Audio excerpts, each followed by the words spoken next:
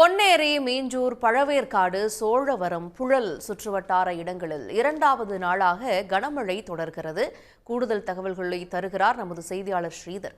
ஸ்ரீதர், இந்த பகுதிகளில் பிரதான ஏரிகளும் இருக்கக்கூடிய ஒரு சூழல்ல தொடர்ந்து பெய்து வரக்கூடிய கனமழை, அங்க இருக்கக்கூடிய வெள்ளம் போன்ற சூழலினுடைய நிலை எல்லாம் எப்படி இருக்கு? ஏரிகளின் நிலை எப்படி இருக்கு? திருவள்ளூர் மாவட்டத்தில் நேற்று முதலே விடிய விடிய கனமழை என்பது பெய்து வருகிறது. மழையின் தீவிரம் என்பது நேற்று பிற்பகலுக்கு பிறகாக அதிகரித்திருந்தது. மிதமான மழை என்பது கனமழையாக மாறி விட்டு விட்டு கனமழை பெய்து கொண்டிருக்கிறது. ஆனால் மழை ஓயாமல் லேசான மழை, மிதமான மழை என கனமழை இரவு முழுவதும் நீடித்து இரண்டாவது நாளாக இன்று காலையும் விடிய விடிய பொன்னேரி சுற்றுவட்டார பகுதிகளில் மழை என்பது பெய்து வருகிறது. கடந்த 24 மணி நேரத்தை பொறுத்தவரை அதிகபட்சமாக பொன்னேரியில் 21 சென்டிமீட்டர் அதி கனமழை என்பது கொட்டி தீர்த்திருக்கிறது. செங்குன்றத்தில் 18 சென்டிமீட்டரும், கும்மிடிப்பூண்டியில் 17 சென்டிமீட்டரும், சோழவரத்தில் 14 சென்டிமீட்டர் என 3 இடங்களில் மாவட்டத்தில் மிக கனமழை என்பது பதிவாகி இருக்கிறது. ஆவடியில் 9 சென்டிமீட்டர் கனமழை பதிவாகி இருக்கிறது.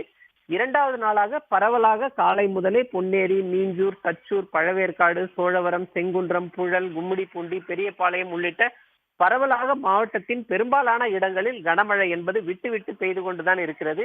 நேற்று முதலே இரண்டாவது நாளாக பெய்து கொண்டிருக்கக்கூடிய இந்த மழையின் காரணமாக சென்னைக்கு குடிநீர் வழங்கக்கூடிய பிரதான ஏரிகளிலும் நீர்மட்டம் கிடுகிடுவென உயர்ந்திருக்கிறது.